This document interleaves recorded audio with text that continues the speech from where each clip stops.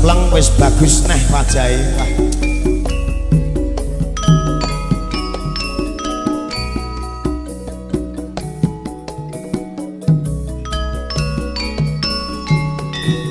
Dewi mangane engko ya nduk ayo nyanyi dhisik.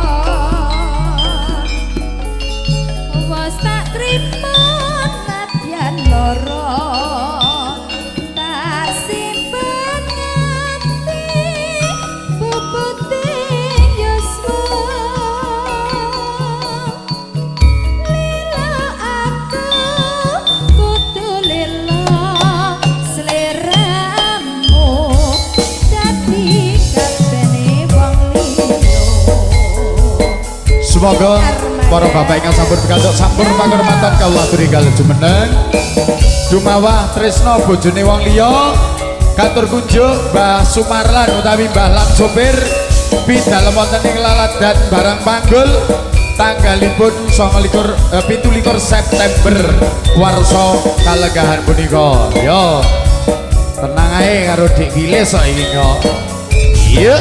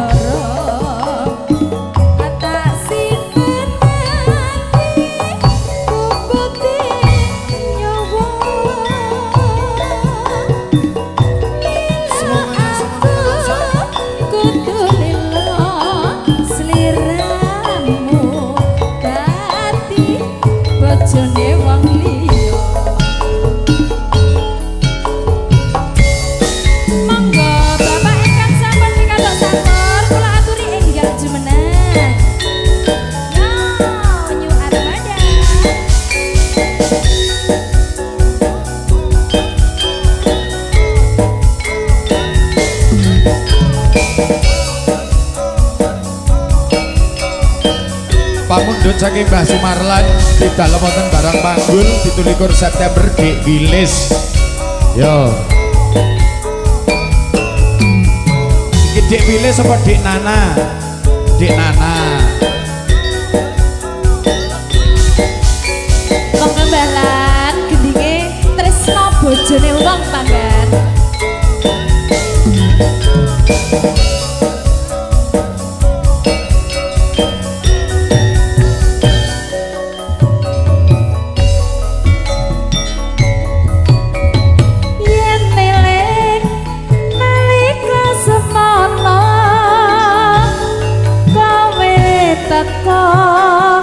Arep ngapa-ngapa ning isor lapune Bagjo jebul bahlan kok wis duwe bojo mbok anggap apa iki nganti kowe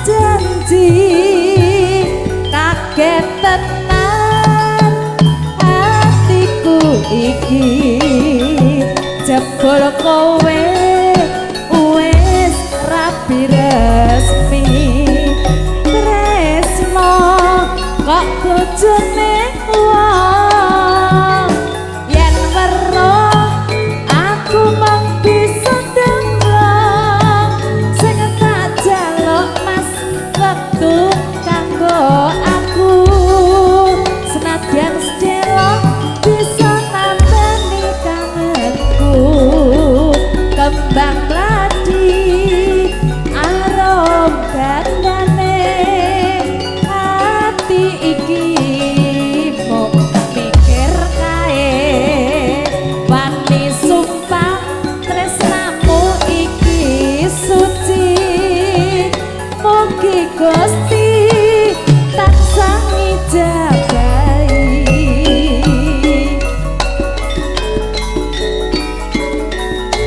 monggo Mas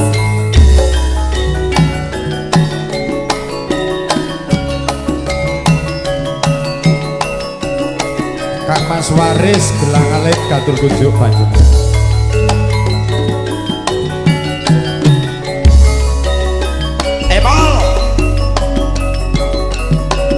Wasik, ngamunten Gus Waris, tunggal guru. Aja ganggu. Oke Pak Tromol.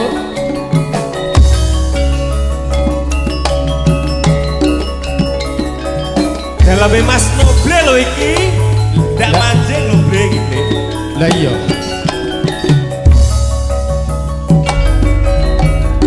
Wis kelakon semene lawase.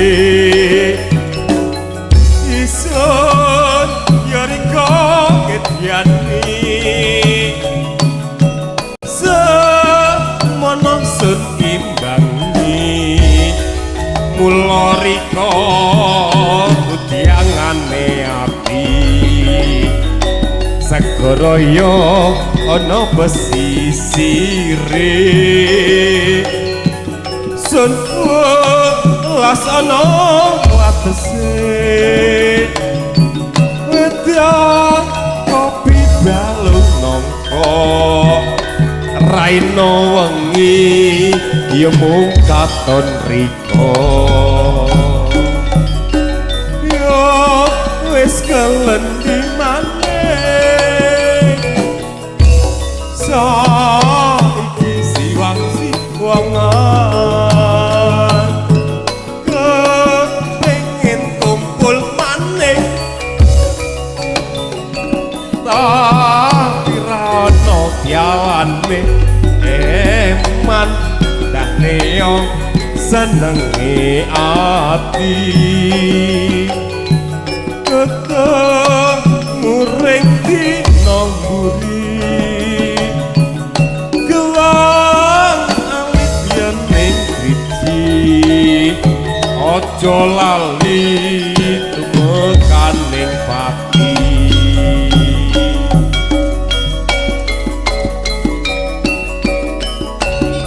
matur sembah nuwun Trenggalek Surabaya.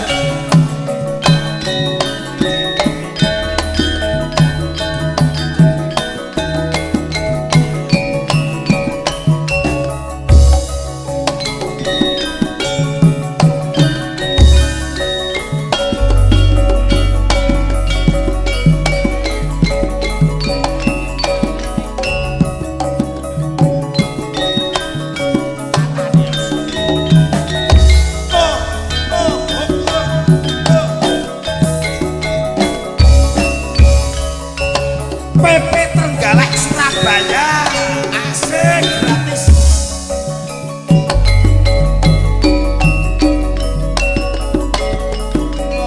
Orang mitra duwe lara tresno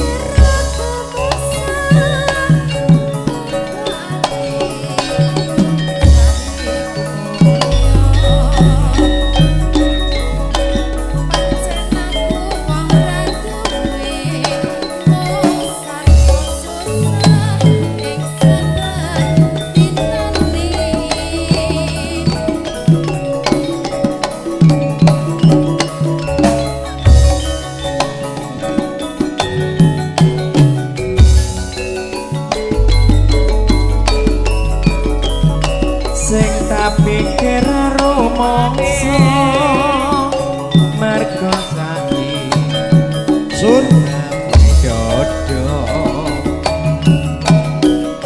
Sing tak pikir rumangsa mergo saiki uripe mulya.